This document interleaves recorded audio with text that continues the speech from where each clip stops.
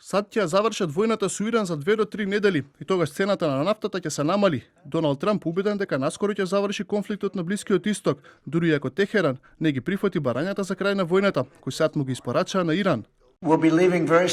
Ке си заминеме затоа што нема причина да го правиме ова. Имав една цел, да нема нуклеарно оружје и таа цел е остварена. Тие нема да имаат нуклеарно оружје, но ја довршуваме работата и мислам дека во рок од можеби 2 недели, можеби неколку дена подолго за да се заврши работата, но сакаме да го уништиме секој поединечен објект што го имаат. Можно е да постигнеме договор и пред тоа.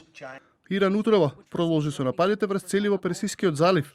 Голем пожар во Бахрейн, откако дронови погодија резервоари со гориво во близина на главниот аеродром. Танкер со нафта пак погоден во близина на брегот на Катар. Од Иран велат дека се предпазливи во однос на преговорите за крај на војната и дека немаат доверба во американската администрација. Немаме никаква верба дека преговорите со САД ќе дадат некаков резултат. Нивото на доверба е на нула. Не гледаме искреност. Добивам пораки од Витков директно, како и претходно, и тоа не значи дека сме во преговори. И израелската авиација продолжува со нападите врз Иран. Истовремено, цел на израелските ракети се и позиции на Хезболах во Либан. Експлозии се пријавени во јужните предградија на Бејрут. Хезболах, поддржан од Иран, претходно повторно испука ракети и дронови кон северен Израел, а службата за спасување пријави 20 повредени. И покрај строгата цензура која има воведено израелската армија, тамошното Министерство за здравство откри дека за 1 месец војна повредени се повеќе од 6000 лица.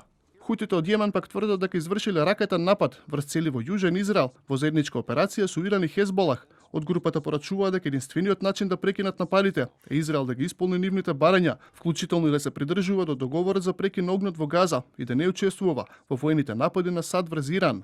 Агресијата, злосторствата и нападите на Израел врз Либан, Иран, Ирак и Палестина само ќе не туркаат кон понатамошна воена ескалација.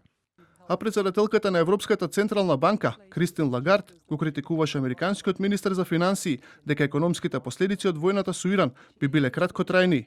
Во интервју за Економист, Лагард предупреди дека последиците ќе се чувствуваат уште долго време, бидејќи многу од објектите на Блискиот Исток се уништени. Се соочуваме со вистински шок, тоа веројатно е над она што можеме да го замислиме во овој момент. Лагард претходно изјави дека Европската централна банка предвидува дека инфлацијата ќе достигне до 6,3% и дека предвидувањето е засновано на нарушувањата на снабдувањето со енергија, кои се очекуваат да траат до крајот на 2026 година, но и на понатамошно уништување на инфраструктурата.